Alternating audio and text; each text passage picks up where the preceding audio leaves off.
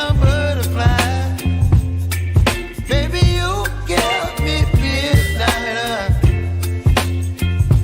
You whip up my appetite. Don't leave me here high and dry. Oh, well, I don't wanna jinx it, baby, and twist myself at the spine. Don't wanna overthink it, baby. Just twist your body and mine. Baby, you give me ice and fire. You're giving me wind and rain.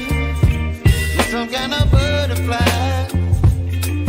Baby, you give me midnight. You whip up my appetite. Don't leave me here high and dry. Oh, but I don't wanna jinx it, baby. Just not get ahead of my time. Oh, but I don't wanna miss you, baby. So I stand up and speak just my mind. Oh.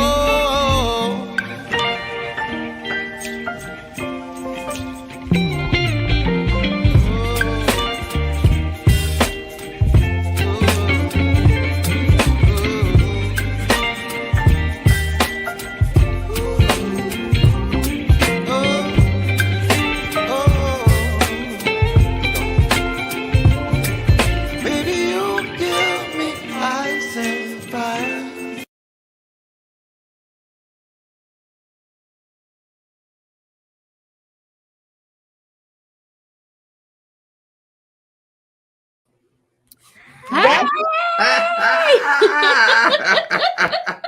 Burn down for what?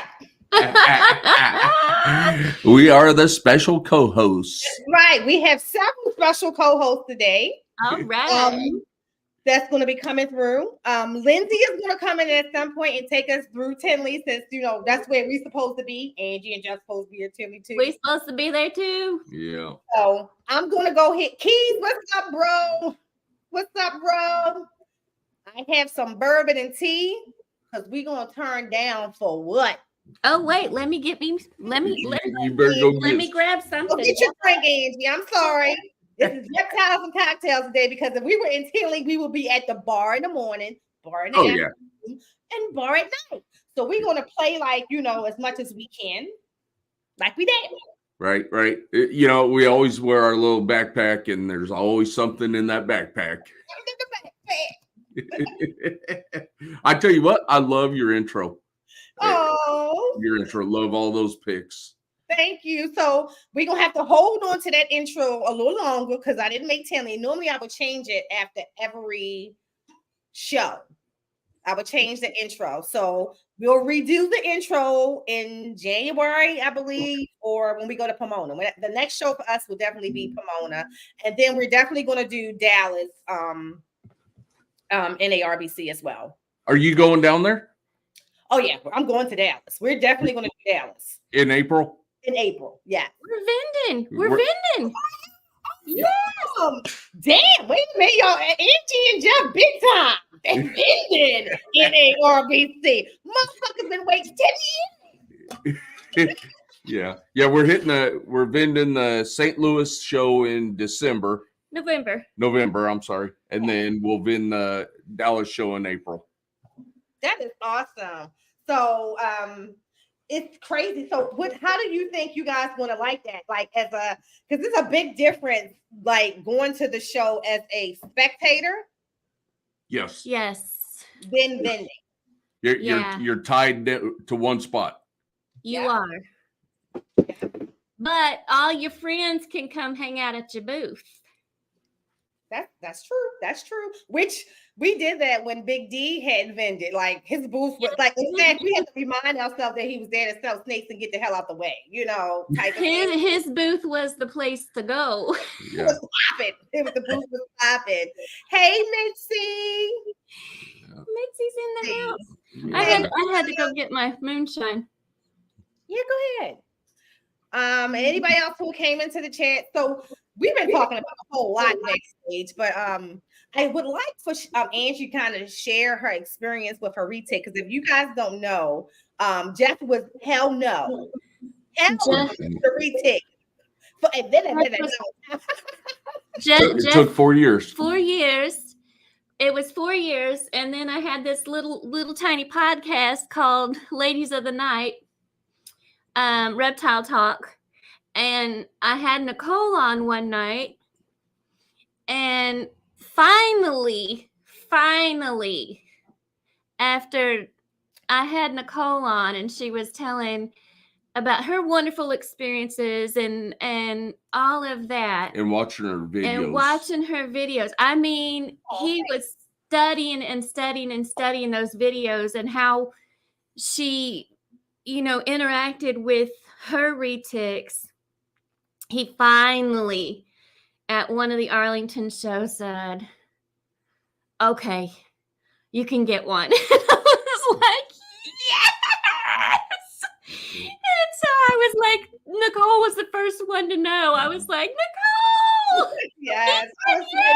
I always get excited when people get their own experience, and like hear you talk about Jeff talking about how he was, and what he thought he would be, and to see like your experience and how the bigger it gets, the more confident it gets, how smart and intelligent it is.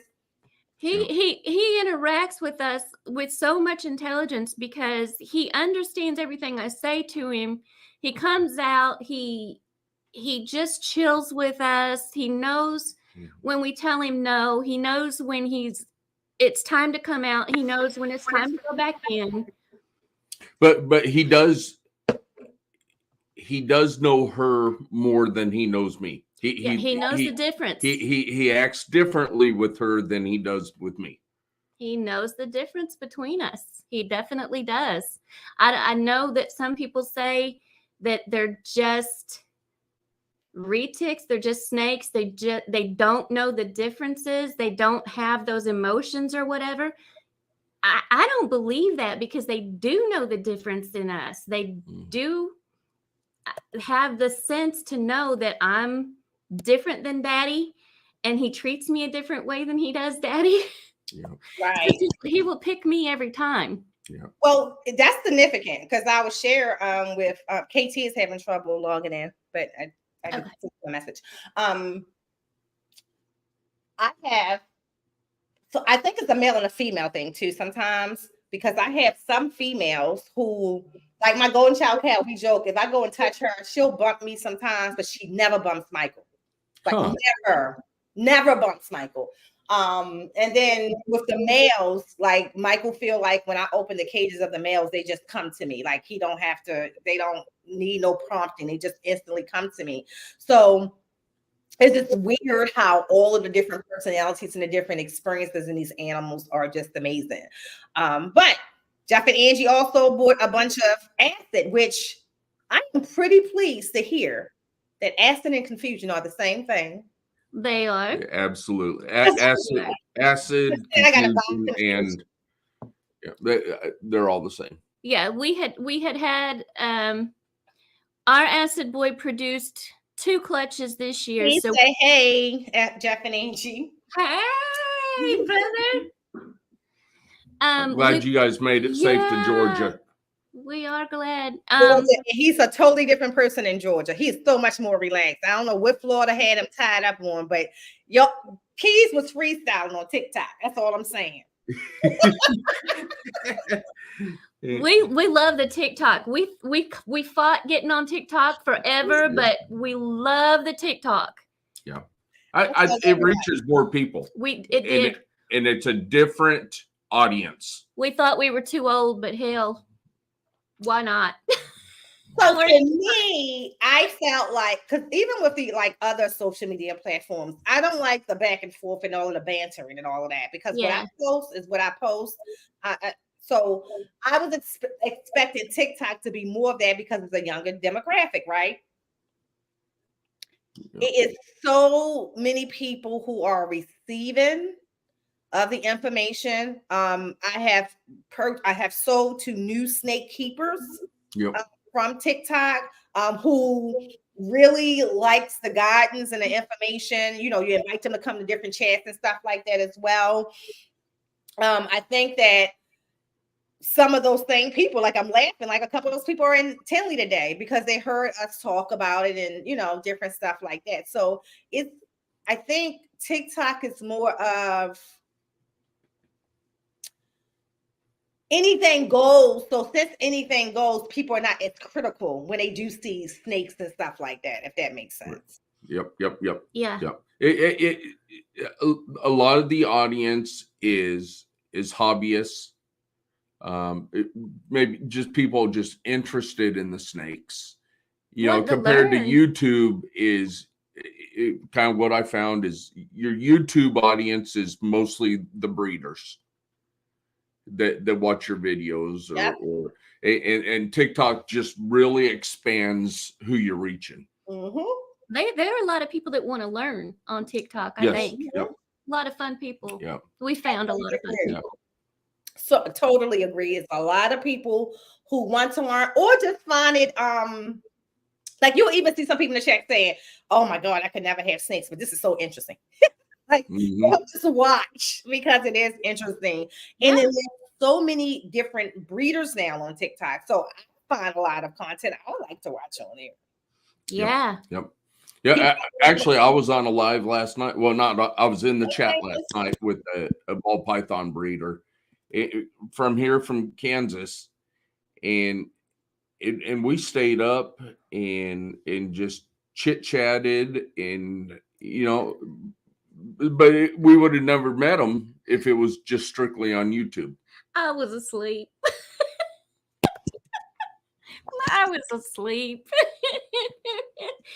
I'm too old for this. I was asleep. Yeah. So how y'all feel?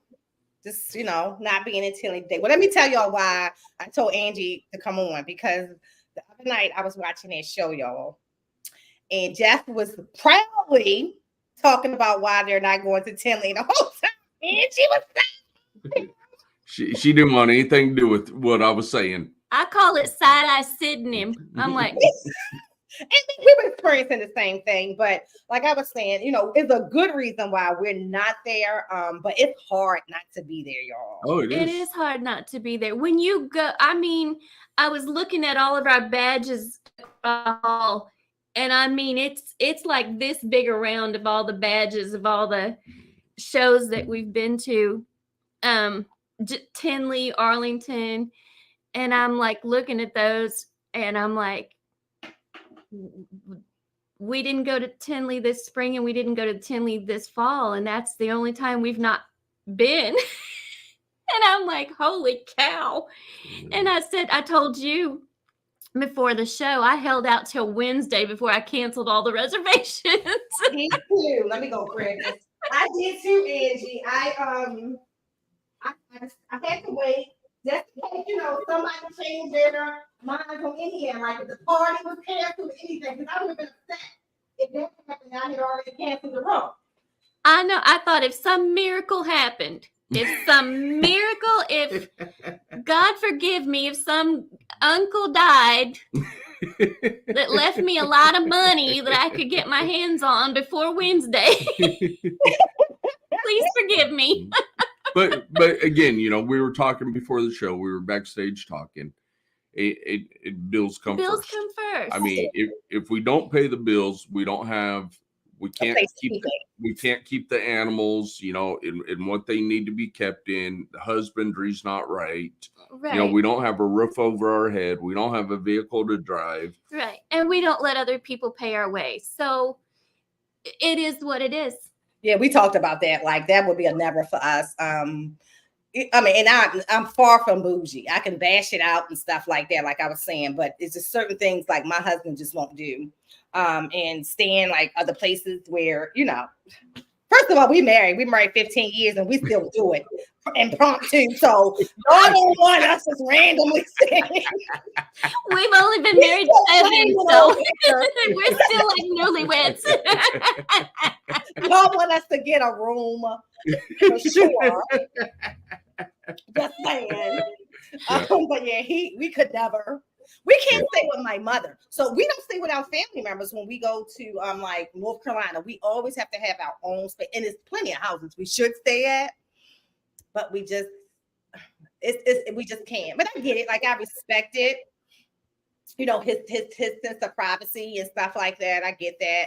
But I love, and I was saying to Angie, I could do a big house with 10 people that we really, 10 couples, you know, that we really, really love. Because that's one of the great parts about Tinley I do like. And I saw that you guys did it too, where you were in Texas, getting together with everybody. We did, yeah. We could stay there to the wee hours of the morning, you know, but time to, you know, go to sleep. As Antoine had us joking one night, we was leaving the bar at Tinley, and he was like, "Okay, yeah, go to sleep."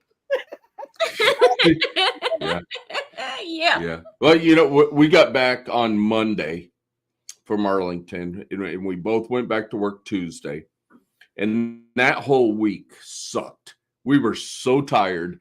We got home from work, and we were just like, "Oh my God, can we go to bed?" We were like, "Oh God!" But we had to. I mean, I was pulling overtime and everything, trying to get back into the groove of everything.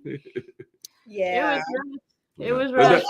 You guys, this summer, like when you think about all the traveling y'all did this summer, like we did a lot.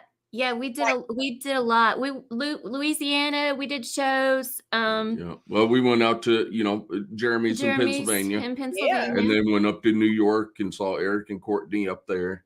And you know, we did shows 8 hours distance from us. So every week for about 2 or 3 months, we were on the road traveling. I love to travel. But then we had to put a new set of brakes on the car. And that stopped everything. I was like, oh no. That's another part that you talk about. Like we talk about the expenses. So even for me, like just packing up the animals, I think the longest show we ever had is like an hour and a half. Like the stress for me of like, do you drive the animals or do you ship them? Yeah, we drive everything. Yep. We try to get there with them in a car. Everything goes in the car. So like when we went to Louisiana, it was right at an 8-hour drive. Okay. It was a 2-day show. It was a Saturday, Sunday show. We drove down Friday evening, unloaded the animals, brought them up to the hotel room. Well, let me just tell you what happened on the way down, if we've got time for this. Yeah, you got time to do whatever you want. We get about 6.5 hours down when we get a phone call telling us that they'd had like a tornado and there was no power to the city at all. Wow. They were still going on with the show because our venue was connected to the police department. So they had power, but there was no power in the rest of the city. So they canceled our hotel and everything. So we're calling an hour outside the city trying to get a hotel. There's nothing but this shady AF shady hotel an hour away in another city. I won't name the city because it was sketchy. Let me just tell you, this is one of those hotels where the doors are on the outside. Okay. It was the funniest thing. I'm not too bougie to stay. I'm not bougie at all because I've done some things in my life that had to. I was poor growing up. You know, we weren't too good for things. We had to stay there. I'm so glad that he's a big enough guy that he can protect me. It was that bad, Angie. It was that bad. But yeah, we had to pull the animals up to the hotel that night. Pull the animals up to the hotel that night, and then drive an hour the next morning to get down to the venue. I think we did sell 2 or 3 snakes. Yeah, we sold a couple snakes. It paid for the trip. It paid for the trip. We had a great time though. We got to spend time with Bailey's Royal Balls, Bailey's Royal Beauties.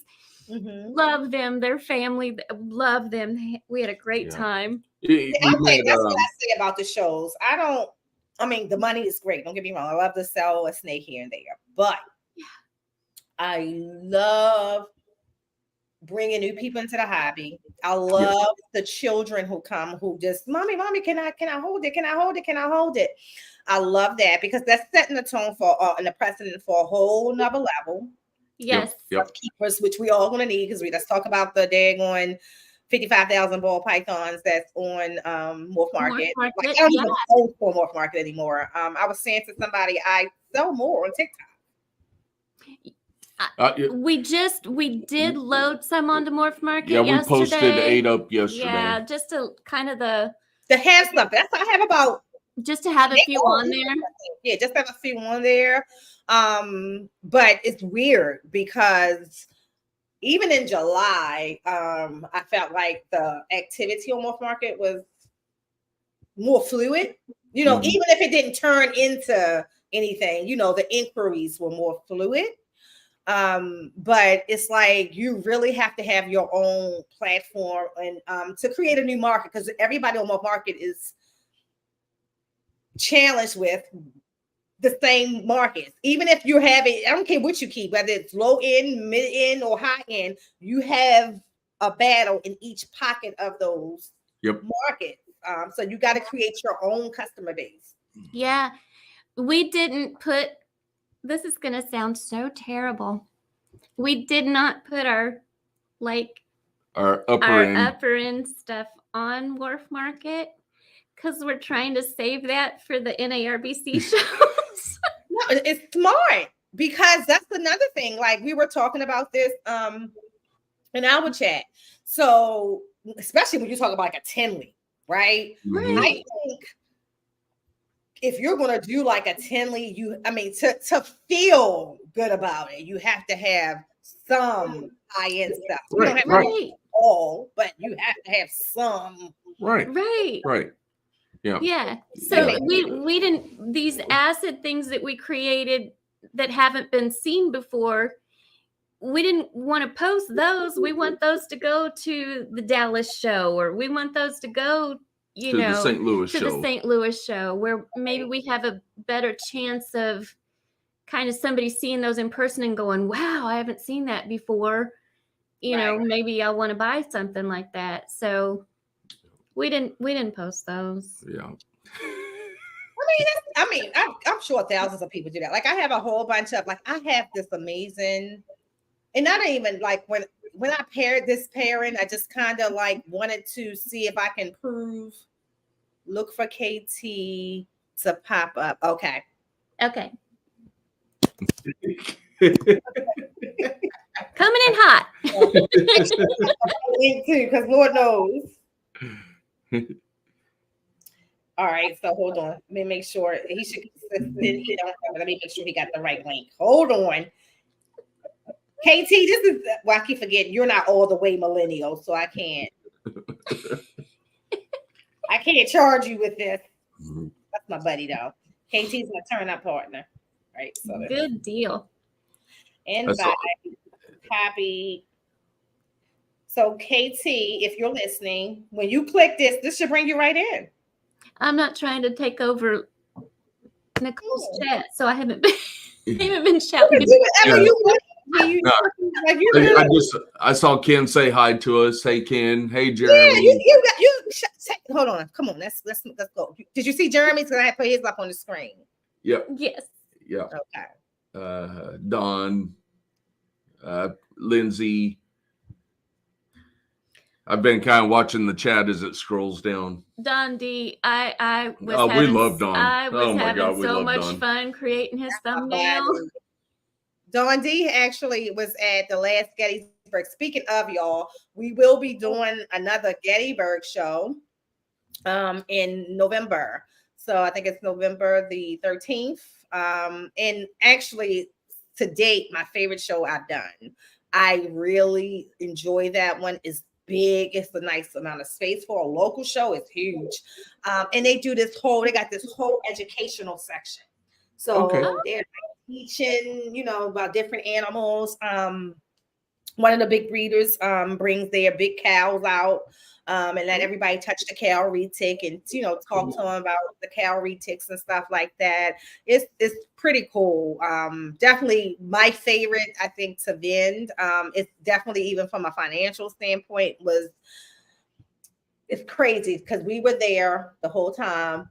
In the last 2 hours is where we sold everything that we sold that entire day. But it was people who kept coming back and forth. So I think that's another thing. Like, that's why I tell people you should always be kind, because once people go around, they still shopping. You don't know what they're going to exactly. Exactly.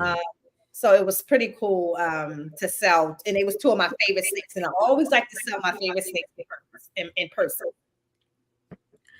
So with you've been retired almost a year now? If over a year. It's been over a year now. It's been over a year. Are you looking at possibly starting to promote some shows? Oh, okay. I thought you were going to say going back to work. I was going to say, hell no. Hell no. Yeah. No. So, I don't know. I'm still giving, because remember, I don't know if you remember, but at first I didn't even know that I was going to like doing shows. And my biggest thing was the health of the animals. Right. That was the part that had me terrified. But I'm lucky that, like, when I do Gettysburg, everybody around me I know. It's Jeremy, it's DTMG, it's BNS, so it's all that crew, Infinite Impossible. We're all together. Yeah, I feel 100% comfortable. I'm right next to Kyle, damn it, Lucas Landon. So it's like, I'm not worried. Now when we've done some of the other shows, it's actually one of our sponsors, Maryland Reptile Farm, and they always give us a good position in the place. Last time we was right by the door. If I was going to promote anything, it will always be Maryland Reptile Farm, and that's what I do. I promote them on this channel, because Larry has been doing this we don't get an NARBC here. We don't get a Show Me Reptiles in this area. For me, Larry, for years, since I can remember, has been that one who made sure all the shows in Northern Virginia, Pennsylvania, and Maryland continue to happen, regardless of the economy, regardless of even sometimes where, I know he will get complaints where the show promotes the show, but it doesn't be as much, I guess the vendors don't make as much money as they did last year or before COVID. But, that they got to do with all of that. He never stops. They always happening on the day that they're going to say happen. You get the schedule like a year in advance. So I definitely love doing his shows for that reason. I also feel like his show is more for that keeper. And I think that because it's for that keeper, ball pythons for me do well. The new keeper. I don't think it would do so well for the higher end keeper. Okay. I mean, yeah, but it has a lot of variety, a lot of supplies, a lot of lizards, and he's just consistent to the community. So I definitely, if it was anybody that I would continue to promote, it's the Maryland Reptile Farm. Okay, that's cool. Yeah, okay. That's really cool. Yeah. Yeah, he's known worldwide. Like, so many people know who he is because of who he has been in the community. Now Jeremy promotes Gettysburg, which is a great show to promote. I mean, don't get me wrong, but that's Jeremy's thing. And I don't like to, try. If there was a show that I would want to promote in conjunction, it would definitely be Gettysburg. It's definitely a better show than Maryland Reptile Farm, hands down, if you ask me. And that educational piece is huge for me, because that's how we get good keepers, when people actually know what they get. Because at this show, you can see the difference between a ball python, a boa constrictor, and a reticulated python. Mm-hmm. Going back to what Angie was talking about earlier, I will suggest a retic to somebody before I would a boa constrictor, and that's hands down. And that's as a person who keeps them all. I have multitude of all. I will suggest a retic to somebody before boas. I'm breeding boas, so it's not about buying my snakes. I don't care. I'm breeding boas, so I have a advantage in that too. But if you ask me and I gave you a table of ball pythons, boas, and retics, ball pythons definitely is going to be my first timer, just because of the size and But I will also say, when I ship to a first time off a ball python, I have to say your baby might be a little bitey. I work with it. Whereas with retics, this thing is not biting. You know what I'm saying? Like this one, you can pull straight out the bed. I know this. Right. So it all depends, you know. Yep. Exactly. Yeah. So going back to the shows that you were talking about, you know, that last week on our podcast, we had a full conversation about how many shows are being held, and is it too many shows, and you know, because we're starting to notice that a decline in attendance and a decline in But you guys don't have like Show Me Snakes, or you don't have Cold Blooded that comes. No, but what we do have is on a day, like I'll give you an example. The day that I did the last show, you had another show in PA. Now I'm in Maryland, I'm in Havre de Grace, but PA is, at this part of PA is only an hour away. Okay. So you have a lot of shows happening the same day. So for me, like Gettysburg is set apart because of location. So even if you have a show in PA, which happens on the same day in Gettysburg, you're on two different sides of PA. Right. So you still have a 3 to 4 hour drive to the other side to get to the other show, opposed to like Maryland Reptile Farm, when Havre de Grace is having their show, and then you have a show in Oaks. That's not a far drive, even though it's two different states. So that's like so that's one of the things that Larry talks about is the vendors complaining about the decline, and like it's his fault. It's not his fault. As a promoter, he's been promoting for years. In fact, it's probably one of the most self-promoted shows because we pretty much know the schedule. You know what I mean? Like, this is when normally this one happens or whatever. The issue is the economy. The same thing you experience on North Market. You don't have people with loads of dollars going on there buying like they did. Like even for me, you know, a year ago I wasn't retired. I could buy whatever I want. My husband didn't care because I still had an income that was going to come in fluidly. Right. Yep. Be living off a lifelong savings, you know. He's like, hello. Right. Not all that thing now because you don't need it. And then a lot of times I don't need it. It's like I want it, right? Because I seen it and it looked good, but you got the shit right here to make it. That's his thing. So he's going to always be the Jeff, you know, the one who's kind of keeping it, like bringing it back in, rolling those reins back in. Yeah. Exactly. Yeah. But you know, it's kind of, you know, we posted 8 babies on Morph Market last night. All but 3 of them. So 5 of them we posted for $75. When last year we could have posted them for 120 and they would have sold. No problem. I look at all the clown stuff that I have. All of the heck clown stuff that I intentionally bought even in 2020 and 2021 that's now breeding today, that I literally had to go back and look at what I plan to breed and totally switch it up because I was going for all of these visual clown combos. Now I'm going for these double and triple heads. Yep. And I mean, I still want some visual, you know, don't get me wrong, because I want to grow them up to pair them down in the future. I need more females. But I think about Gershon. My first 2 clown females came from Gershon. And both of them are het albino, and both of them are breeding now. I cannot wait until they have babies, just because I wanted Gershon's snakes because I love me some Gershon. Yeah, absolutely. To reproduce them and to be able to call him and say, look what your baby's made. I cannot wait for that moment. And I hope that moment brings them back to the fucking hobby. I miss Gershon. I mean, Gershon is the reason that I am now in front of a camera because I never wanted to be in front of the camera. So Gershon is the reason that I am, but I miss him and I will always miss him. Yeah, Gershon's the reason why we do this every week, why we have a podcast every week. Yeah. You know, he's the reason why we continued to post videos on YouTube. You know, we're up to, you know, almost 1,300 subscribers now. He's the reason we keep for us doing to what continue. We do. Yep. Yeah, we love Gershon. Yeah, I think it's absolutely phenomenal. What he's done for the community. I had already had my YouTube, but let me tell you what he's done. for me. It was so funny. I think it was when we were scheduling our very first podcast together. He had reached out to me. Yes, Eric, we're having an amazing week, and I hope you are too. Yeah. He had reached out to me, and he gave me some YouTube tips. And one of them was, it's something that scares me to this damn day. So when I go to record a video on my phone and not use my camera, I used to always record like this. He's like, so every time I put it up on the tripod, it's like I hear Gershon. It's like he haunts me about flipping his phone, and I never forget anymore because I hear that. And also, he was the one. I share this with a lot of people, and I know you guys go to too. When you have the up or downs on YouTube, yeah, what are you doing it for?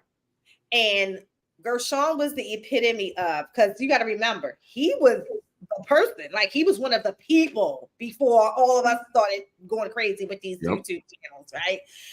He was one of the people, but when you brought in all of these channels, his views start to flop off, and then he was so supportive of all of us. Yeah.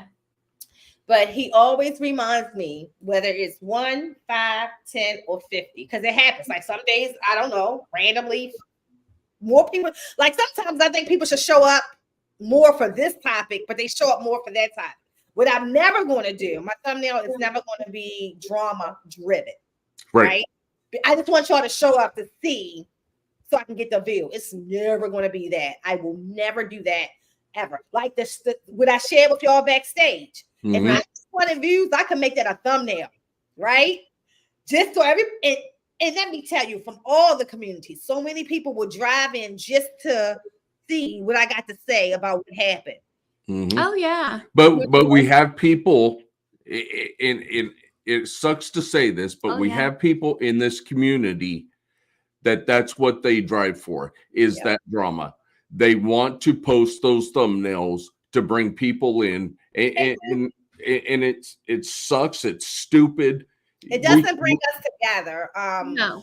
Especially when people say that's the goal of everything that they do, is to bring people together. It doesn't bring us together. It brings apart. Let me tell you what happens, even in the background. And I'm just giving you an example. To this day, right? You don't have to know what's going on with some of the drama that's happened, but you have these in the background, everybody wondering. And what people do know is character. So when someone knows, like if I pop off, nobody's gonna be shocked because all the suspects know that I pop off almost one time. They just see it all the time. Other people don't. My family wouldn't be shocked if I pop off. They know that it's not hard to get me there. But in this environment, this is normally my happy space where I don't have to pop off. So if I do come out popping off, it's gonna look weird to people. Like, who? I posted something on my personal page one day, and Big D asked me, "Are you okay?" And then what? It had nothing to do with me, but just because of what it said. He's like, "Yo, are you okay?" Yeah. My thing is that we know enough about each other in this community that you know what you know. That's all I'm gonna say. Angie, you know what you know. That's all I'm gonna say. You know what you know because of something. You know what I'm saying? Yes. And my thing is that it makes it worse for people, for me, because now what people thought, it looks more clear now because you're now poking bears that are not really poked. Right. This chick over here, little black girl over here, she pops off all the time. But when you start poking people that don't normally poke, the buzz, everybody's talking about that, and everybody's looking at you differently. So I think that what I would like to see, and I said this when I interviewed Sean, like y'all, Sean was the first fucking interview, y'all, that I ever edited. There's not one video that I've edited. If I played the stuff that he really said, it would have created so much drama. I refuse. I don't care if I agree with it, if I disagree with it, because some of it I flat out disagree with. I love Sean, but we don't always agree, But some of it I totally disagree with. But I can see things from a biased position as well. I can say, yeah, but this person does this. I can find a good quality in everybody. But for this platform, I really try and strive to bring us together. right? I could have easily called up Jeff and said, hey, Jeff, let's do this, right? If I want to continue drama. I did it when Jeff was in the heat of his, you know what I'm saying? And he probably would have showed up for the drama. You know what I'm saying? Because I'm mad at this point. You know? Oh, yeah. Oh, yeah. All you're going to get from me is, I love y'all. No other questions. I love y'all. And that's what it should have been. There are people I disagree in this hobby that I love. Like, I mean, and some people that all the suspects love that I just don't feel right now. Right, you know right. What I'm saying? I don't hate that person. And the only way in the way that you know I don't hate people is I don't block them. When I block you, yeah, it's no coming back. And I love your positivity. And I want to say we are exactly like you. But when something happens and they jump into her DM and I'm taking this out of your mouth, when you slide into my man's DM, but sliding into my woman's DM, I take offense to it, and I will publicly say something about it. Absolutely, and that's being a husband. Because I always say, if you ever want to see the other side of Mr. Tisdale, that I have no control over, is fuck with me. And that's that. You can fuck with him all you want. You mess with her or them kids, it's a different thing. And so I think what we need more, and that's why I like TikTok. See, TikTok is nobody. Like if somebody don't want to see something or discuss something, they just scroll and they don't watch the live. They just kind of, keep on. Right. Yeah. That was the only issue that he took from it. And I said what I had to say, and I've left it at that. Once he thought that the two people that needed to see it saw it, he took it down and he was done. And then that's when other people wanted to step up and get involved in it and didn't want to hear anybody else's side to it. And I was like, okay. And see, I don't, and that's even with that. Like, again, you got one sentence from me, not what happened. I don't care. I don't care. I don't care from either way, either side. All I want you to know is that, we're good. And the same thing for the other people involved. I don't have no issues with you. You know what I'm saying? And that's what we said. That's what we said. We said, I don't care who you like. I don't care. We don't ask for our friends to choose sides. Mm-hmm. What we said is what we said. I'm tired of people spreading lies. I told you what I told you. You didn't ask any questions, but to the people that wanted to say what they wanted to say, I addressed it on our podcast on Monday night, and that was all I was going to say about it. I was done. Yeah. I mean, and again, we build these relationships even through like Tinley, right? Because I think I know Jeff, this example, would never do drugs because we done had enough around you. You know what I'm saying? Like, you know what I'm saying? Enough green tree, not real drugs, you know what I'm saying? But just, and out of respect, people will leave the room, Jeff. Yep. Yeah.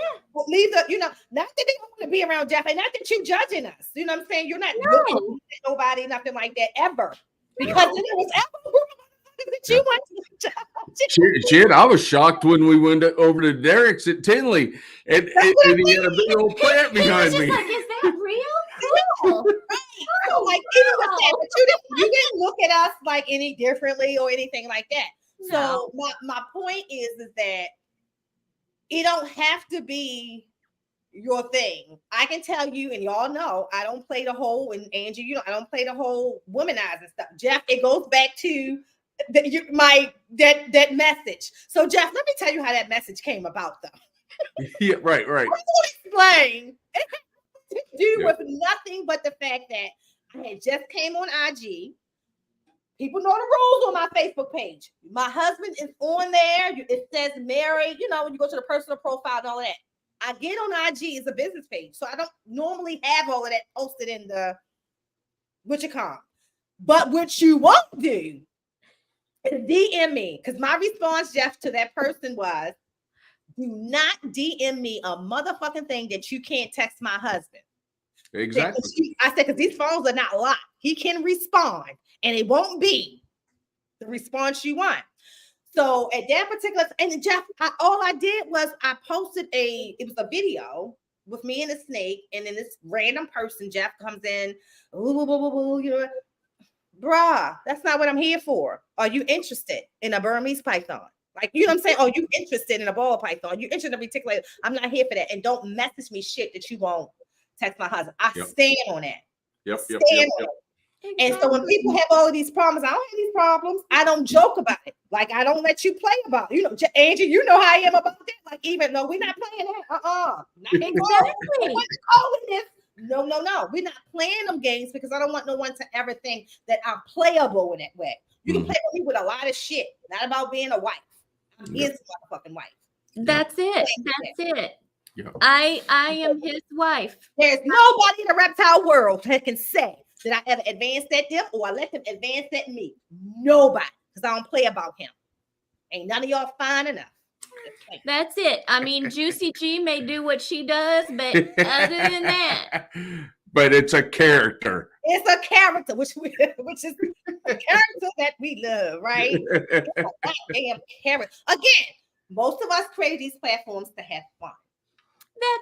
That's it. I mean, we have so much fun together, and he, like I've said from the beginning of our relationship, she drugged me. She drugged me, and I've never been the same since. He made me laugh from the very first time we started talking, and I've never looked back. And it's been that way from the beginning. It's always going to be that way, and it'll be that way till we die together. It's already difficult enough. Like Angie, you are, and I always say that you are a beautiful woman. So I'm sure, like when you're doing shows and all of that stuff, Jeff already got to make some type of reparations for people. You know what I'm saying? Because I'm sure all the time people are talking about, you know, how gorgeous she is or whatever, you know. But you know what's funny?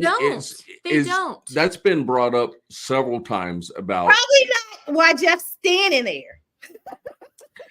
Well, then she doesn't tell me. They honestly don't. And I think it's because the gentlemen that we have are so respectful. Yeah. Right. Yep. I agree. Think respect the relationship that we have.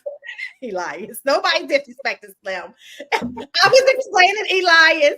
You always reference me when I had to make that IG post, Elias, about stay the fuck out my DMs type of thing.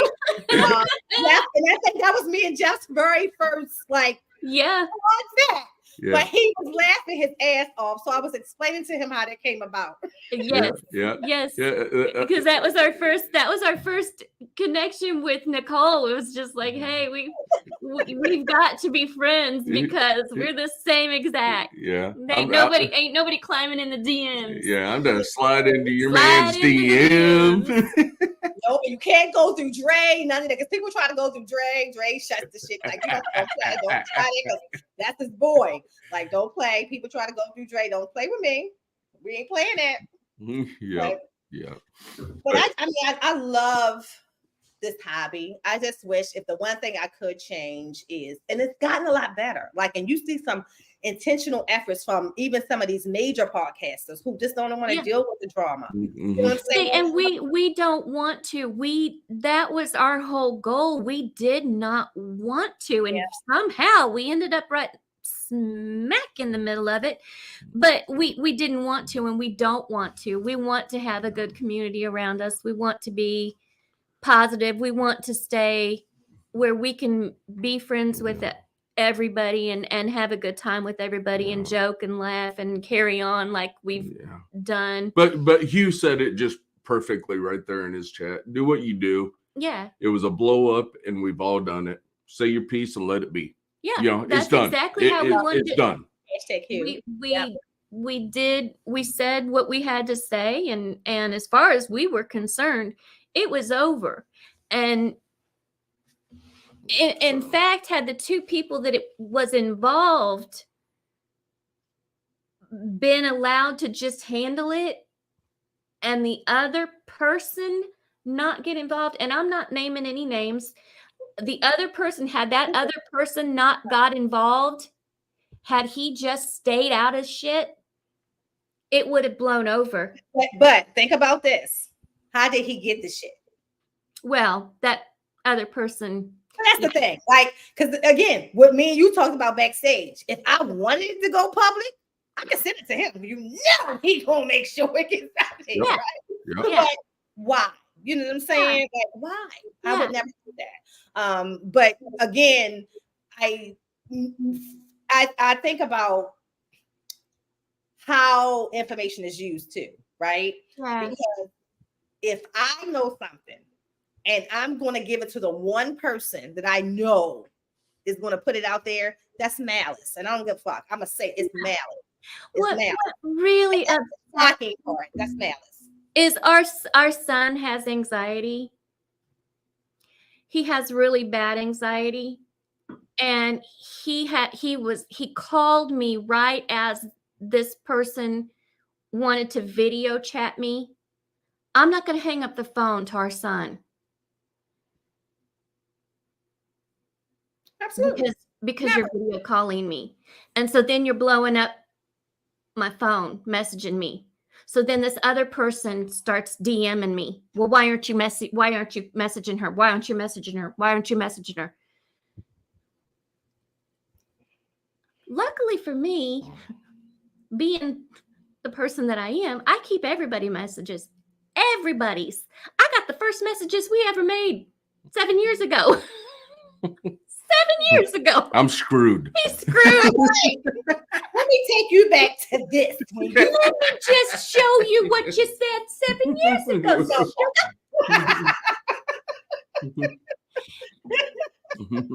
It all would have been okay, but you know, and I don't want to go into my son's business, but you know, he was more important at that time. He was more important at that time.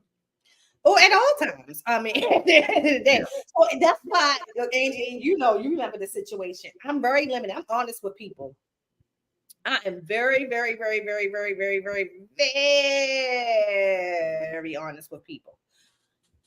I do not do a bunch of chats.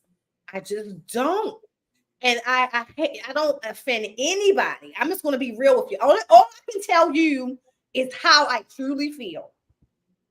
And so, and this is like even within, you know, the people, I do one chat. That's the usual suspects.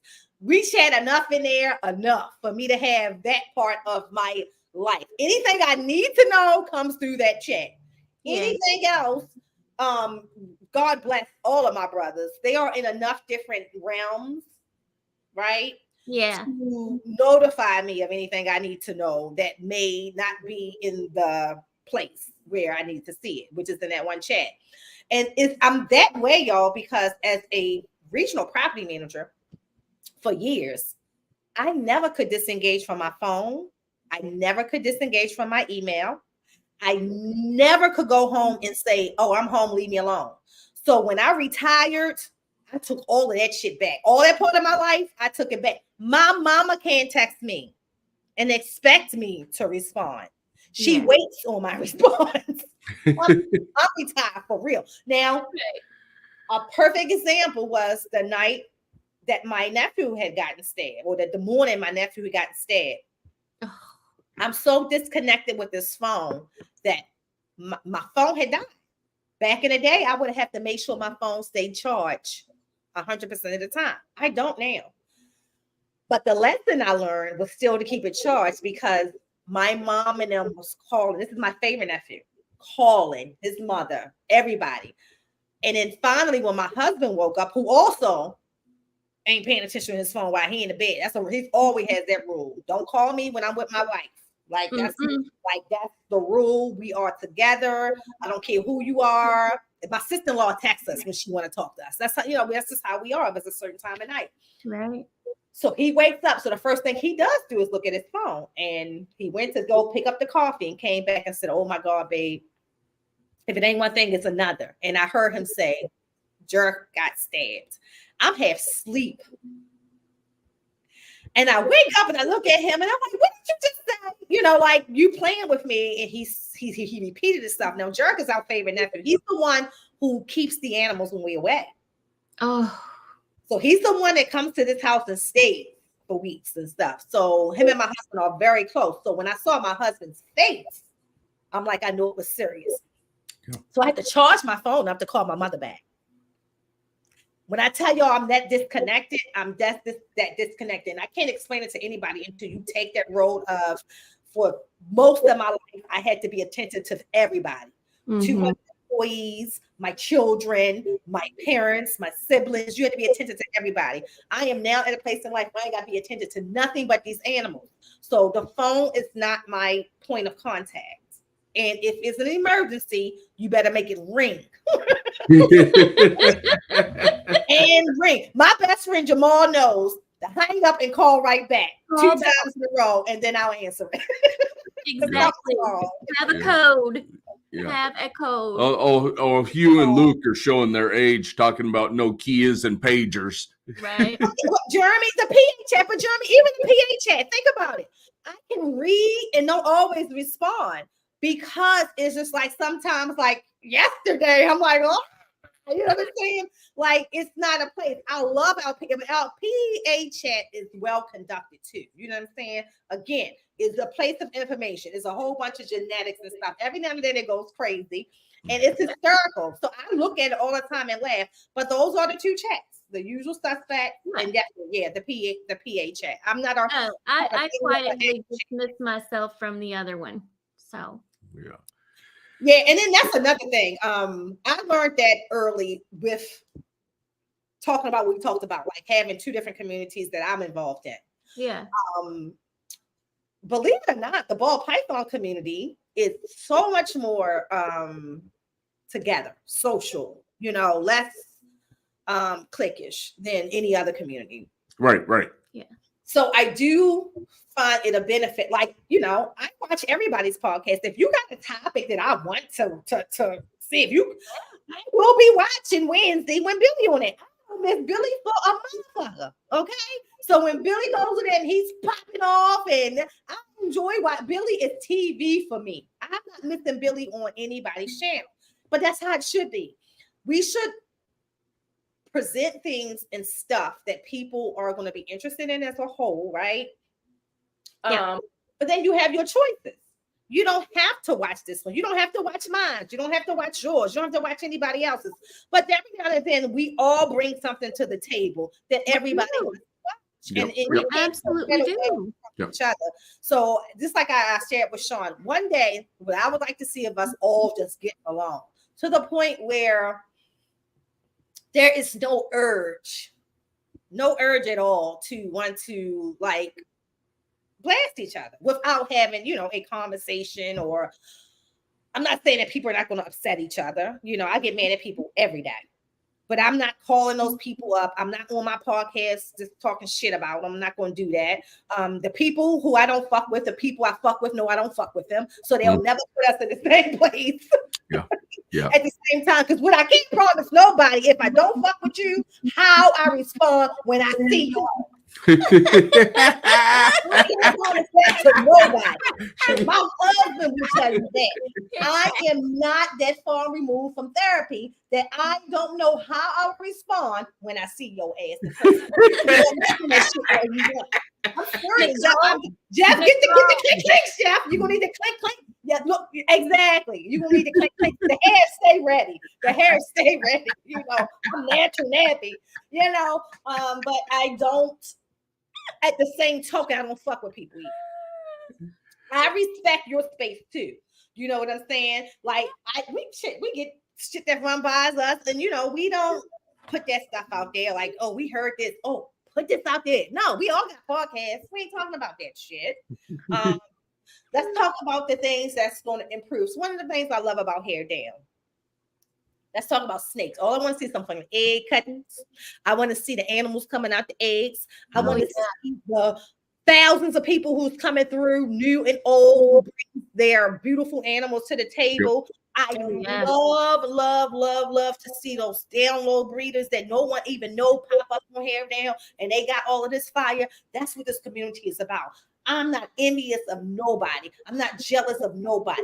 Do No. your thing. I want everybody to win, especially if you're a woman. You got a message from me saying, I want you to win, or, you know, is there anything that I can help you with if you're new to it, or, you know, anything like that? Because one thing you can't take from me, my first season has been killer. Yeah, I love seeing what other projects people are working. Yeah, I mean, we get excited for other people. We work projects that we like and what we have passion in. But then when we see other projects, it's like, you know, that's so cool because that's not a project we're working. Some of those genes might not be genes that we're working. So when you can get on and see what other people are doing and what they're making. But that's part of what we say. Doing what we love, loving what we do, you keep chasing your dream, because that's what we want everybody to do. We're not trying to chase everybody else's dream. We want everybody to have something that they're passionate about and keep going for it. And some of these dreams are unchaseable. Because, you know, even when we talked about what we bought 2 years ago, and they talked about this on the holdback rack the other day. You don't even know what to buy. You don't know what the value of the animal you buy today is going to be. Exactly. 2 years from now. Like, so you got to be doing what you want to do. Like, one of my favorite clutches that I didn't even know it was going to be my favorite, was this daggone clutch that I did with a simple ass parent. It's an Inchy Champagne. Mm-hmm. I didn't know where she was at for anything. I got her from KG on a deal where I had got one of my leopard desert ghosts. And you know, KG always throw in another snake. Well, I would throw a breeder female in there, and he threw her in there. So I had to breed her because she came from KG. I wanted to see what was hiding inside of her, because I know some other shit in her somewhere. And I paired her to it's the leopard. It was actually we found out he was pastel. So he's pastel, leopard, OD, calico, heck desert ghost. They made some of the best babies. These babies, every time they shed, looks different and different. In Daytona, ran into this breeder who bred the same parent, and he showed me those snakes as an adult. They almost look like pies. No kidding. So if I never saw, that guy wasn't willing to show me how those adults looked, I would have never said I'm keeping these. Yeah. Because I thought they was going to just say white snakes, but now you starting to see like the leopard showing in them. You're seeing the kind of like the spots on them coming through a little bit, and you can definitely see the champagne. Like they are incredible animals. Yeah. And that's just a pair, and I wanted to do to see what it looks like. You know, what comes out. And I would never have known what the adults would look like if it wasn't for a breeder who say, let me show you this. You know what I'm saying? Because he could have hid all of that from me. He could have been like, okay, this is what I'm showing you. This is what the babies look like. But he let me see what the adults look like. He was like, hold on to them. Yeah. You know, you said leopard, and leopard is probably our favorite codon. Our favorite codon, yeah. And we'll put leopard in anything. We love leopard. I love leopard too. It's definitely leopard and blackhead are two of the genes that over the years, almost every animal is going to have one or the other. Mm-hmm. Well, you know, one of my favorite pairings this year, I've got to tell you, and I it's my favorite clutch, and I didn't want to do it. I didn't want to do it. He didn't know, but I didn't want to do it. And it was our acid blitz pastel yellow belly granite clutch to our chocolate pastel pin. And I did not want to do that clutch. And it turned out to be one of my absolute probably my absolute favorite clutch. It looks like Monsoon. Oh wow. It's my absolute favorite clutch this year. And those babies are gorgeous. And every single one of them is gorgeous. And I was like, he said, wow, these are, and I said, I did not want to do this clutch. I did not. Yeah, I mean, I that one is one that I just had no idea what it would do. The other one was the Odium clutch that I did. I had bred the Super OD, Banana, Odium, het pods to the, wasn't sure if it was yellow belly, but now we know it is, Ivory Pastel yellow belly pod. And it made some of the most beautiful babies. The one that actually came out with the banana gene is my absolute favorite. So that one came out to be OD, banana, odium, yellow belly pod. Oh my God, it is gorgeous. And Angie, it looks a lot like the ones that you posted, except for, actually, I'm gonna go get it because I want you to see it. You can see what the odium is. You gotta see what yeah, we're I'm looking at hues. I got so much Leo and Blackhead and Hypo in my collection. Yeah, we're starting to pick up a lot more on the Blackhead and the Hypo stuff. We have I think 2 visual hypos, but we have a lot of hypo stuff. We have a lot of blackhead stuff. Black pastel. Yeah, black pastel. So everybody, this light angle. Let me turn this one off. Hold on. Yeah, turn this one off so you can see it better. Yeah, this should be better. A little better. Okay, yeah, that's better. Ooh. So I'll show you to the head, booger. So I'm trying to show you. So on the sides, if you look at yours, you'll see he is not cooperating. Dude, stop it. Stop it. All right, let's see. Oh, there you go. Yeah. Yep. I'm gonna turn this one off too. Because I want you to see what the odium did to that. And I had no clue what it was gonna do, but I love what it did. Let's see if I turn this one off. Okay. Let's see. This might be better. There we go. Look at that. Yes. Yeah. Super low light. It actually looks purple. And because some people thought it was Ultramel too. But that's the odium putting that line through it. Look at that. Yeah. And he also looks hypo. He does. But it's none of that in the pairing. But he's just so pretty. Just the prettiest little snake. So I wonder what would be making it look the hypo-ish. So I'm thinking, and we'll see, because I'm going to do the same pairing again. Odium never does the same thing in anything. Okay. So it's assumed to be polygenic. But I'm thinking it's the odium that's throwing that color pattern off. Because that's exactly where the odium line typically would be. Okay. But I don't know. But I'm gonna keep hearing it because I loved it. This is my favorite. He's very orange, like in the sun. Like the camera is doing him no justice. He is very, very like this orange. You can see the OD marker in his head, and he is just beautiful. This is a beautiful snake. Yeah, we didn't know how those banana pies were going to turn out. I mean, but after they're out, after they've shed out and had some meals, we'll probably do a banana pie clutch every year. They are gorgeous. Even they are. I hope I get more of the banana, because at first it was like I didn't want the banana to be in the you know how you pair something, you want all the other genes and hope it didn't produce a lot of the one. But then when I saw this one, I'm like, oh no, second round, I need y'all to put banana in all of them puppies. Yep. Yeah. So our male is the banana pied, and then our female is just a pied. Even the regular pied has banana in it. Yeah, even one of our regular pieds has banana in it. You can see what's it called? Paradox. Paradoxing, and you can see banana parts in the pied itself.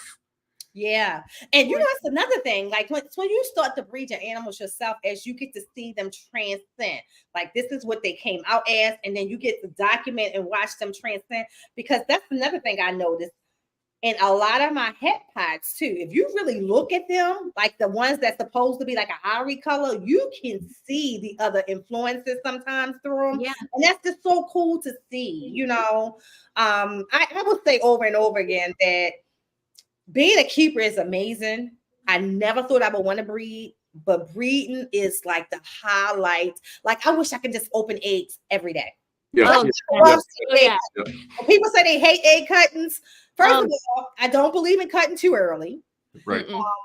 But I do believe that you can cut those eggs and they're going to be just fine if you're cutting them within that window. Yep. And I just love it. It teaches so much too. So for a person who never bred before, it teaches you about those transitions. Like, this is what it look like in an egg. Like Justin Pike used to always say, just wait till it come out the egg. Just wait till you come out the egg. And you never understood what major difference it would be. And then just wait until it shed. Just wait until it shed. Then there's another difference. Just wait till it eats 6 times. Wait till, you know what I'm saying? Like, everything just is a constant shift and a constant change. And it's so much fun. Yep. So up to the audience. Lindsay was going to try to take us into Tinley, but if you ever been there, you know that internet, unless you stand in one place, wall to wall people trying to get out in the hallway is just a fight itself. Absolutely, trying to get out in the hallway, and then just literally that internet going in and out. So she has been trying.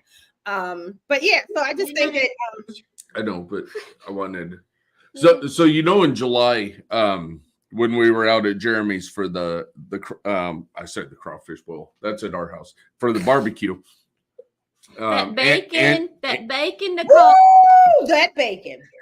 Don't bring up the bacon, Angie. We've made it twice since we've been home. Oh, y'all made it. So he gave me Matt gave me the dead on ingredients and instructions. I refuse. I just need you to make it for me. You just get it. We've made it twice since we've been home. Wow. But Jeremy hatched out those carpet pythons this year, and he told Angie, he said, you get the first pick. And so she did. She went in, handled all of them, looked at all of them, found the one she wanted.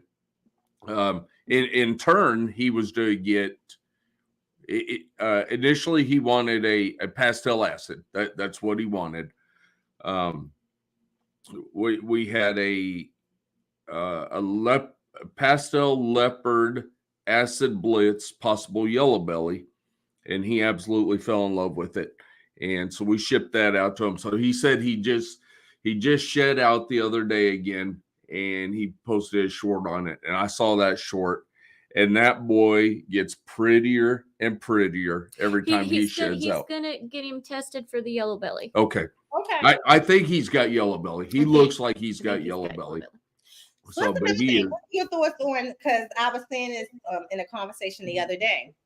I think shed testing also has a negative effect on how many animals that's on Wolf Market compared. Not saying that shed testing is not positive. What I'm saying is, as far as, so I'll go back to even when I started buying for breeding, the whole het thing. Yep. You bought a het, you bought it to prove it out. Yeah. Yep. So far, every het that I've been able to actually breed has proven out. But because now I think a lot of us look for that testing of the het, we don't buy that snake is just sitting. Right. It's either het or it's not het. Right. And with that shed testing, so every time we post on Morph Market or any other snake we've sold, if it's 50%, we'll tell you it's 50%, but there is no extra money to it. It has to be 100% het that we know for a fact that it's 100% for it to have a little surcharge to it. And now with that shed testing, you're gonna know. Yeah. Right. I agree. I like trying to prove it out. We do. I like putting them together. I think that's a new breed of feeling, though. I was telling Antoine that because Antoine and KG screaming at me all the time, test it. And especially KG, do a full panel test on that puppy. My thing is that I will tell you this year, there is 2 clutches that I will probably do a full panel on because I just want to see what other genes actually is in there. But I'm like you, Nancy. The surprise of me cutting this clutch to see that I did get those 2 pies that Dad did prove out was so much fun, opposed to knowing there was going to be pies in the eggs. But I also think it depends on what part of this you're at. If you're at the part where you just love the animals and you're just breeding up your breeding stock for the future, we got time to play those games. For those people who are breeding to make $10,000 a snake or whatever the case may be, the shed testing for them, I get why they're so anal about it, because they forget the time they need to go ahead and press for that dollar for whatever. Yeah, and we've got 7 years till we retire, so we've got a little time to play. Yeah, but I didn't even see Hugh's comment there before I even said about the 50%. If it's, again, even 66%, unless I know it's 100% het, there is no extra surcharge to it. I mean, because I don't want to sell you something for we'll say $200 when it's a 50 or 66% het, when I could sell it to you for 150. And you be able to prove it out and be like, hey, I got a deal. Right. Exactly. And it like repair stuff, also it happens when you don't. Because there was a pairing with one of the genes, like I was saying, that we found that once they started pairing, the dad had to be passed out too. And the breeder did not include passed out because he wasn't 100% sure. But that's why I'm a big fan of, even if you're not 100% sure, for the breeder to say it's possibly this too, because in this particular pairing, I wouldn't have used that male knowing he had passed out. It was just no point for the pairing that I was doing. And it was not evident that he had to pass out until you had the babies, and I went back and I looked at the head, and you look at the head really hard, you can see that it had passed out. Yeah, but I think too, I do believe in the long run, shed testing is good. I mean, we can prove things out without waiting 2 to 3 years to actually prove it out.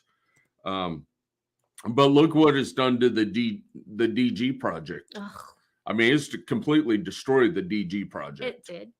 And that's another thing. Clown and DG. It's my most of my collection in one way, shape, or form, whether it's in visual or as in het. I'm just literally, when it comes to the DG, just doing what everybody says, just keep pairing it. You know what I'm saying? Like, just keep producing. I don't think the sad thing is the value of DG. If you go back and look 3 years ago to what we paid for DJ, to what we sell it for now, and that's why I'm holding it, because I refuse to sell. So Arlington last year, there was a vendor there, and he sold 3 clown DGs for $10,000 a piece. Okay. And would have sold more had he had more at the time. This year, he had clown DGs for $4,000. I mean, you're talking a $6,000 difference. Candy. Yes. Hey, Candy. That's what I'm saying. Like, even the super OD desert ghost that I have, she's het for pie. I paid $60. Well, that was even a discount because I got my Aussie discount, so I paid $6,500 for her. You saw that same snake. Well, I see this not the same exact because it's not Aussies, but that's another thing that's crazy. Aussie can still price his, but everybody else is different. That same snake is still somewhat in that ballpark, but for everybody else, it's not. That's another thing that's kind of like tainting the not tainting the market, but tainting the results of what we can and cannot do. Because what you can do, or what that one can do, just that this one may not be able to do. Other people are having, not worry about it. They're not having like a much of a struggle. If you're a newer breeder, you might be having much of a struggle. But that's when you have to rethink the shows. Because I can tell you, as a new breeder, the shows work for me, and I never thought that I would enjoy them as much. Even Slim is that's my partner at the show. He's at every show. We having a good time. But I also find that you get that more trustworthy customer at the shows too, like someone you can trust, someone you talk to, you get a better feel about them, you feel better about putting the animal in their hand, type of thing. Yep. I love the shows. I have so much fun. Whether we sell anything or not. We're standing the whole time, but I mean, we are talking and laughing and connecting with people, and even if we're not selling something right at that moment, people are calling us afterwards, or they're hitting us up on one of our social medias afterwards. We sold one of the banana pies right out of the egg. I mean, it's still in there taking first meals, and we've already sold it to one of the people that we met at one of the shows because we made that connection. Yeah. I have this young girl that I sold to at the last. I can guarantee you that she'll come to me for every snake she ever wants. Mm-hmm. And that's nice to have customers like that. Yeah. And that's how we met some of the people that come over to the house now. Yeah. And they come over. God, we've sold them 2 or 3 snakes. Yeah. A guy named Randy Stark. He's on TikTok. I follow him. Fairly new into the hobby. Yeah. Jeremy, tell Jeremy, I was telling everybody in our PA chat the other day how good TikTok is. Yeah. Yes. And he lives just down the road from us. And we met him on TikTok, and then we met him at a show, sold him a snake at the show. And him and his son has been over to the house several times. But got a couple more snakes from us. Just wonderful people. But we meeting people at the shows are a lot of how we do our sales, because we're just getting to know them at the shows are what gets us going. Yeah. Love that. Snake man, learning those genetics is fun.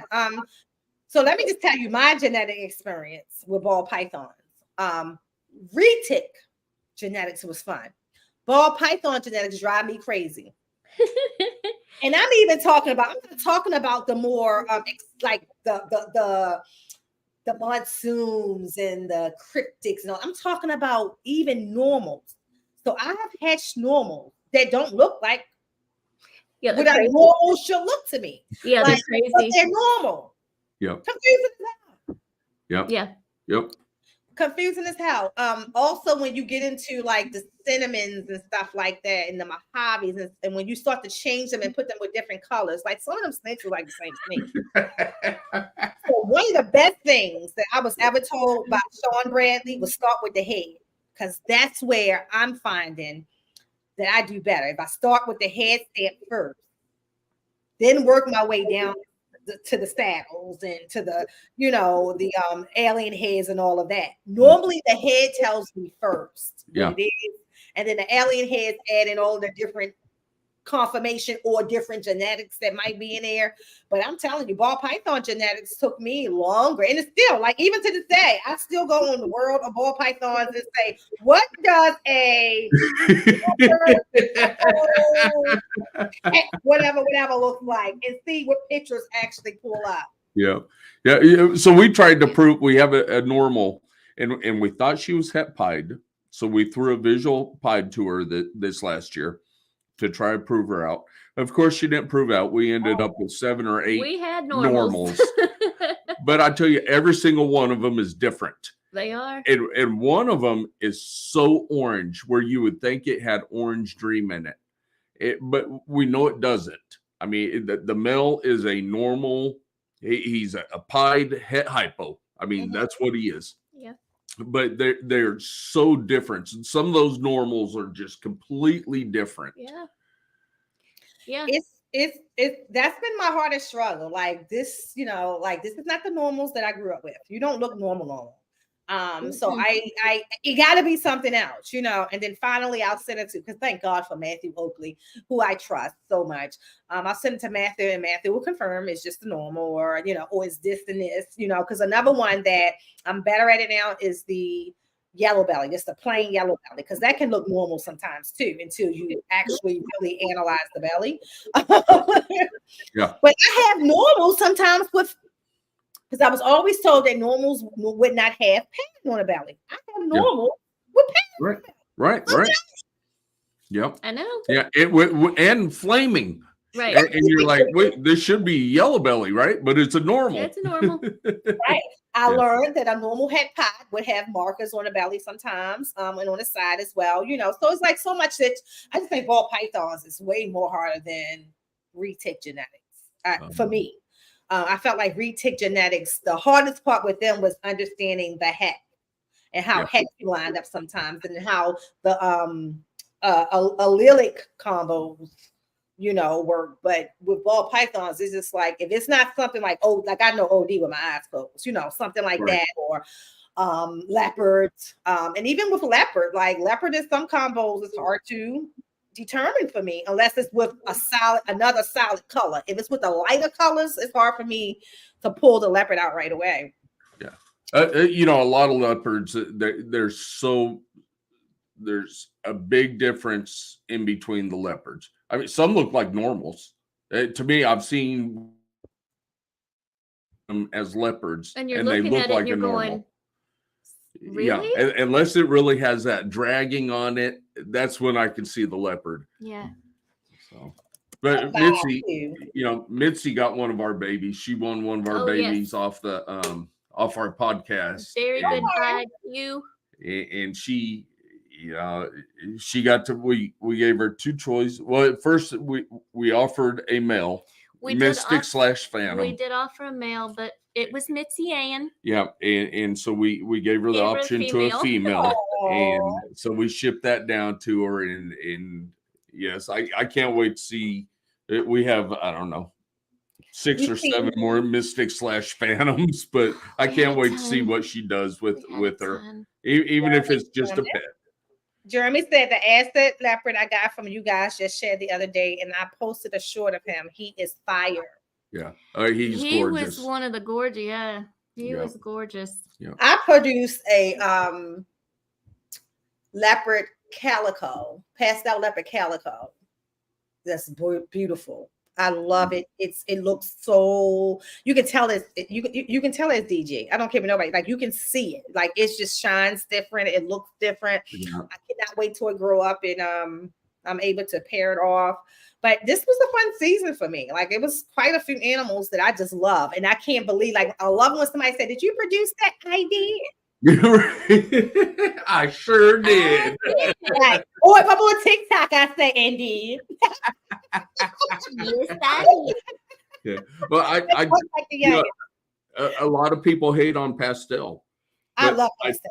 I think there's quite a few genes out there that pastel just pops in it. And I think leopard is one of them. I think pastel leopard it completely changes up the leopard pattern, and I love pastel and leopard.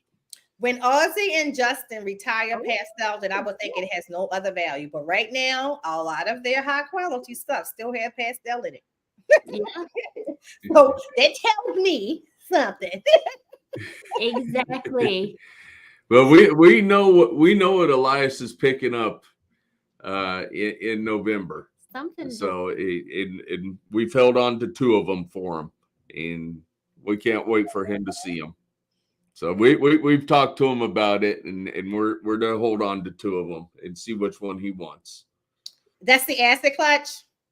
No, it actually came from one of the banana clutches, but it's not banana. I think it's part of the leopard clutch. Yeah, it's leopard phantom. Phantom. I just love the leopard combos. Like I said, I look at my hatchling rack, and when I see my hatchling rack about 2 years, I think I will have a whole hatchling rack of nothing but leopard combos. The way that I got everything going, y'all, I'm down laughing. This ball python is crawling up the back of my shoulder like a retic right now. It's tickling.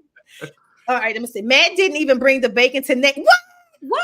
Oh, that's wrong. Because I didn't come. Because if I came, Matt would have had that bacon in. Because I would have sent my 187 out on him. I always send Matt a 187 marker. Be like, if you don't bring my bacon, it's going to be a 187.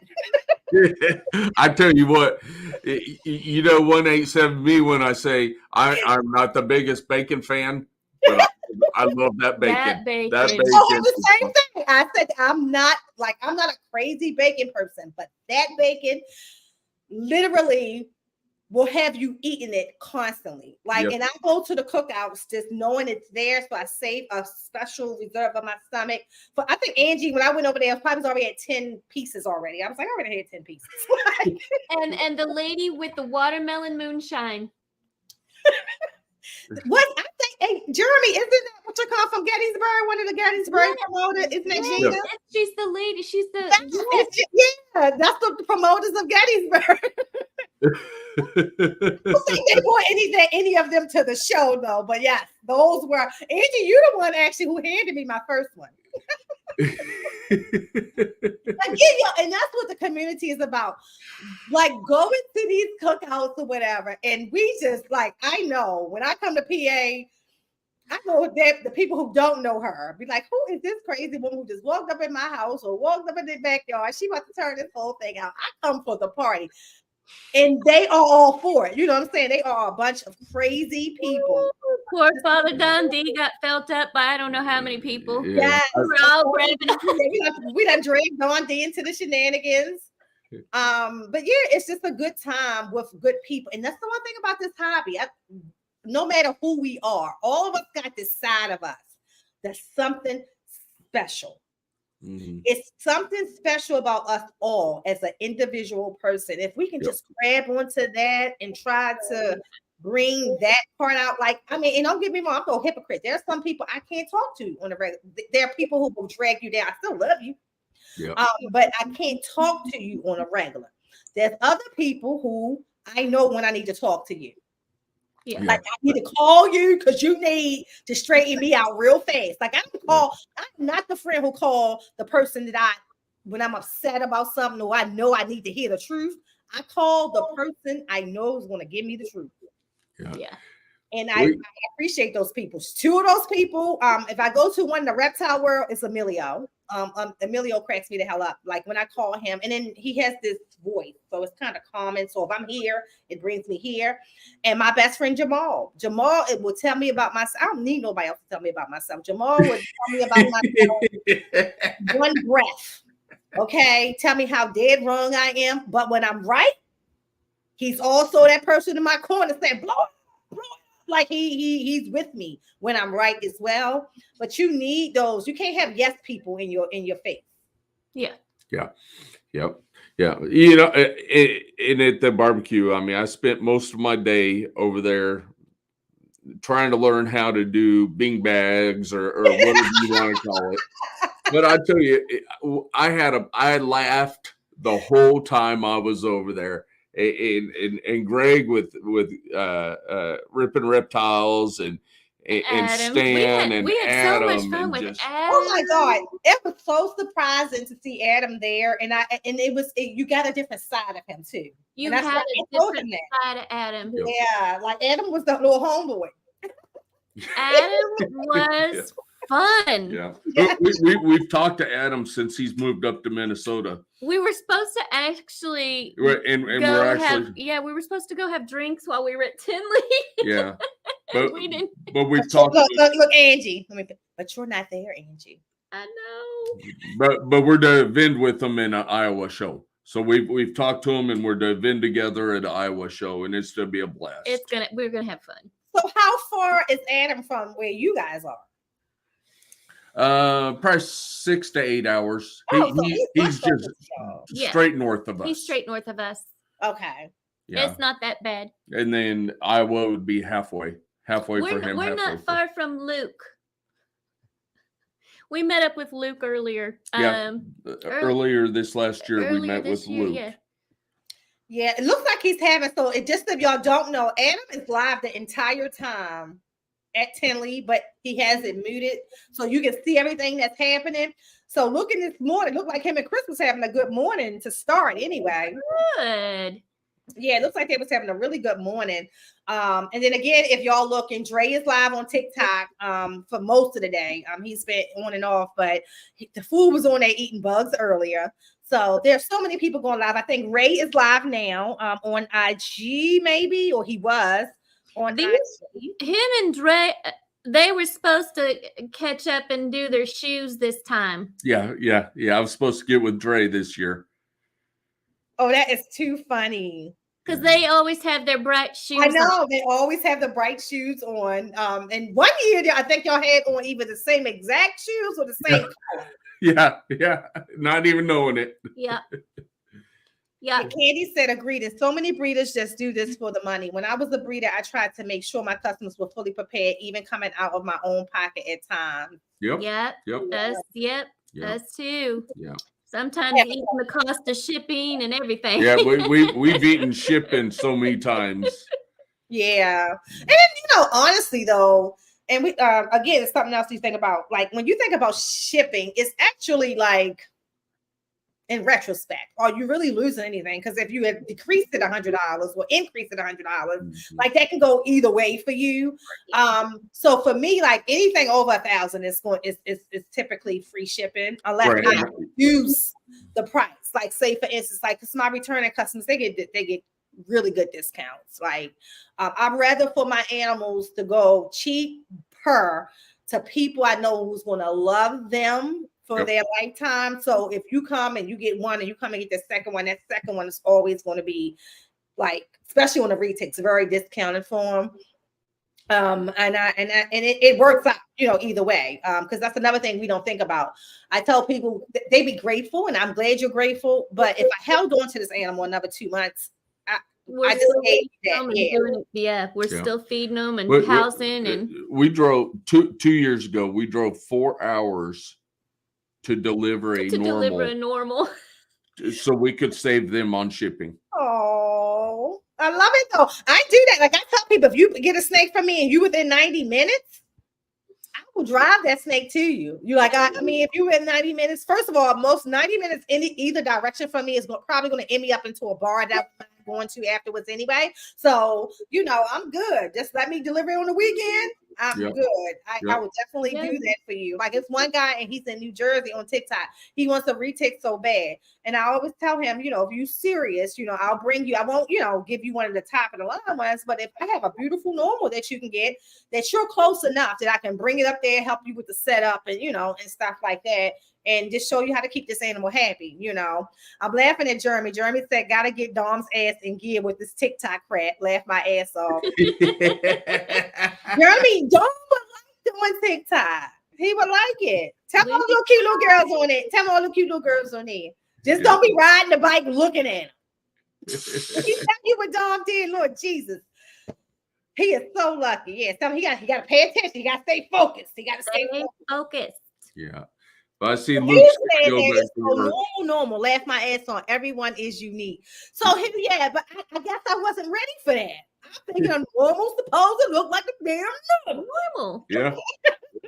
Yeah, and I think it's so cool, with Kike, classic, super classic. Right. I mean, everything's a classic, super classic to him if it's a normal, and I love it. He loves his classic, super classics. So does Elias. Elias says send all the normals to him.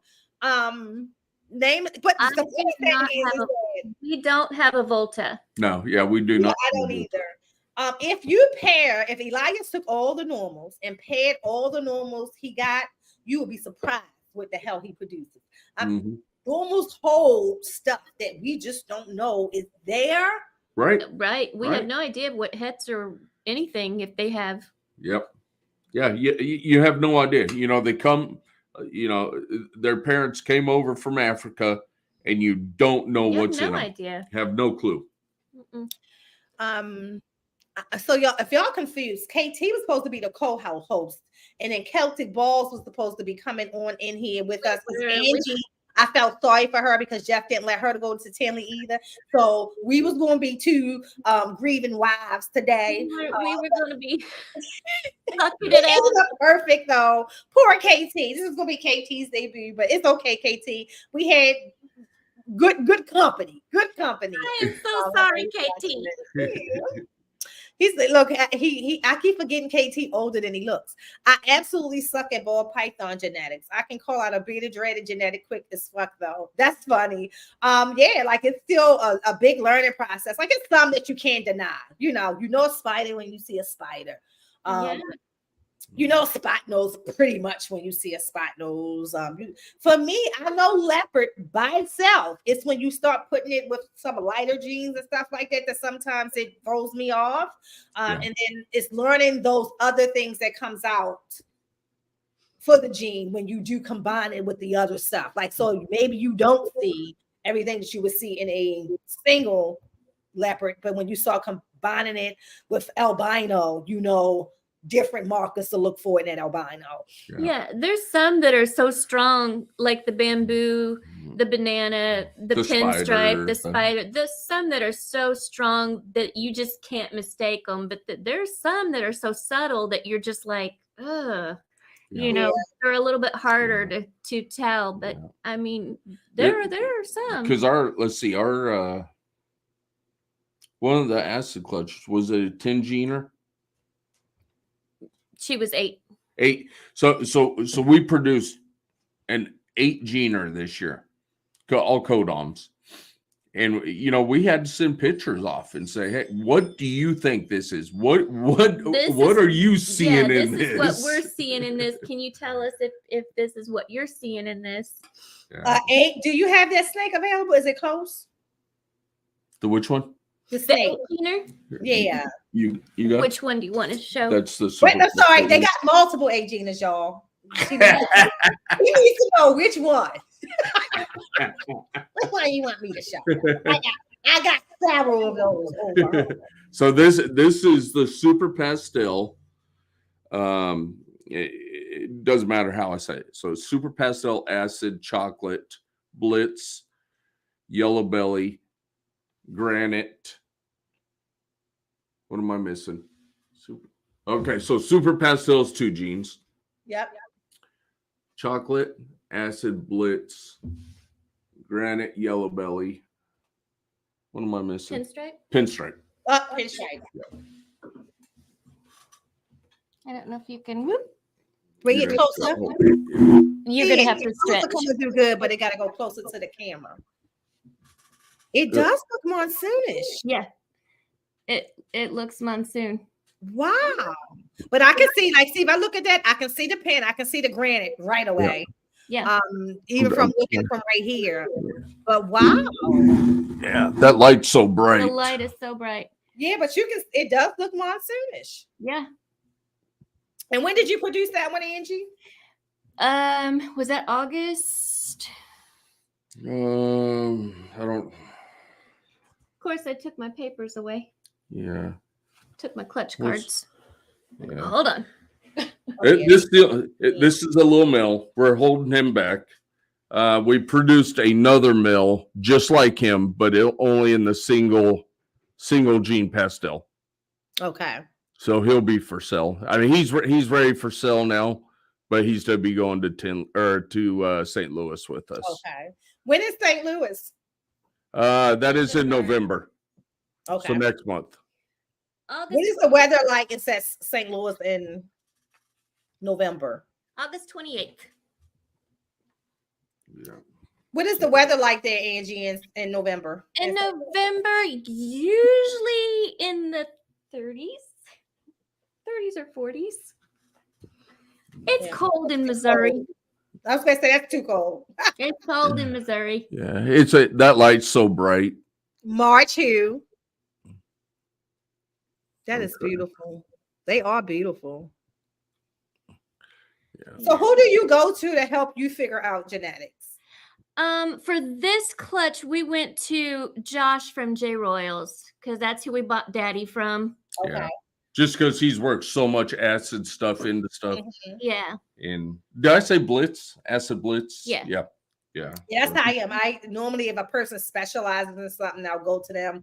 Or if the breeder had produced several, like a lot of it, it's much easier for them to look at it and, and just tell you what they are. But it's, the more and more you produce, I think you get the better and better with that. Yeah. we had pretty much most of the genetics on this one. The only girl out of that clutch was a dark chocolate girl. I mean, an acid chocolate, pastel acid chocolate. Acid pastel chocolate. Granite. And I mean, she is dark and she's beautiful, and she's been called for. Yep. So yep, she's on hold right now. But she was the only girl in the clutch, and she looks nothing like the boys. Okay. Yeah, and she's the only one that didn't have pinstripe in her. Yeah, all the other that clutch, everyone had pinstripe in. I'll see if I can get her real quick. Who is pairing his first imports this season? If I wasn't so afraid of bringing in imports, that would be definitely the highlight, because you just never know. Right. And like you, I'm not afraid bringing in imports because of parasites or anything. It's because I don't know what the hell I'm seeing. See, it's me. It's only not it's only the parasites. I only worry about bringing in, because we can quarantine and all of that, but right. It just makes me so uncomfortable unless I know I'm getting it from a reputable breeder from across seas, or from Africa very specifically. But look at that. Yeah, she's gorgeous. But she doesn't look anything like her brothers. Yeah, there's that chocolate tail, the stripe right down the end of her chocolate, or the end of her tail. Yeah, because that's the only way I can tell a single gene chocolate is from the tail. Because otherwise, that shit look normal to me too. Yeah. Again, it's the whole start from the head, work to the sides, and then work your way down to the tail type of thing, I guess. Jeremy said, Angie, check your phone. Just sent you a pic of Dom's accident. Thought I sent it before. Yes. Jeremy, did he ever say, you got to put it in the chat, if he ever say, if he was able to say exactly what happened? But he was so lucky. I was not expecting to see that. Like a vehicle accident? He was riding a bike, but he ran into a vehicle. Wait till Angie shows you the picture. Oh my, I did not hear about that. Holy shit. Oh my God. Yes, and he walked away. I mean, he had to go to the hospital, but he got up and walked. Could you imagine how fast you had to be going to hit that windshield like that? Into the back of that. Wow. Holy cow. See, riding a bike and playing on your phone. See what happens? So that's what I told Jeremy. I said he was on the phone. I said he had to have been on the phone. He had to have been on the phone. It's no other way.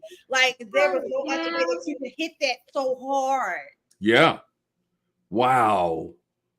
Oh my gosh. That is crazy. I'm glad he's okay though. We love Dom. We met Dom for the first time in July, and he was so kind. He gave up his bedroom for us. Oh. And we absolutely love Dom. Yeah, Dom was so great. The whole family. The whole family was so generous to us while we were out there. So we have been on here, y'all, almost 2 hours. Oh my God! Talking to Jeff and Angie. Well, first of all, it's longer than that. This is how long the show's been running. We was backstage cutting up for a good 30 minutes before the show. We were. Yeah. We thought we were already doing a show. We were back there so long. We were like, oh, it's time to go on. We was like, oh shit, it's time to start. It was so much fun. So we can talk for hours. But again, that's what this community is about. Being able to call on your, people, hey, let's do this. I apologize, KT. I'm sorry, KT. Oh, it's our bad. I'm sorry. I'm so sorry. It was way too complicated to type it all, but it was a perfect storm of what happened. Lord Jesus. So I'm gonna wait and let Dom tell the story. So let me I'll break it down what happened. So Dom was riding his bike. There was a cute girl to the side, so he turned his head to the side to look at the girl. Car, boom. That's what I said. He had to be looking at something or something. There's no way that you can hit that car. He was lucky. And I'm sure the people he had the car it was just probably was like, oh my God, like it's no way that you wasn't in a car and this happened. Like right. I mean, it looks like another car hit the back end of that truck. It really does. Yeah. All right, y'all. So we're gonna go ahead and give Angie and Jeff their cleaning day back. Thank you all for the chat. There's plenty of lives going on right now. Shout out to Lindsay who tried. Shout out to Casey. Shout out to Angie and Jeff who held in with me. Shout out to Angie. I'm feeling your pain. We got one more day. But we can be there, y'all. We got a lot of friends who are there who was making sure that we were getting the experience. So right about now, if we go to TikTok Live and Dre's still live, you're going to see a big difference between what it looked like last night and this morning to what Tinley really looked like at 2:53. Exactly what we usually see when we're there. PM, absolutely. Thank you, Elias. Thank you so much. Thank you, everyone, for joining us. And we're going to go ahead in the broadcast. Y'all stay still, though. Don't leave yet. Okay. Bye. Afternoon, something.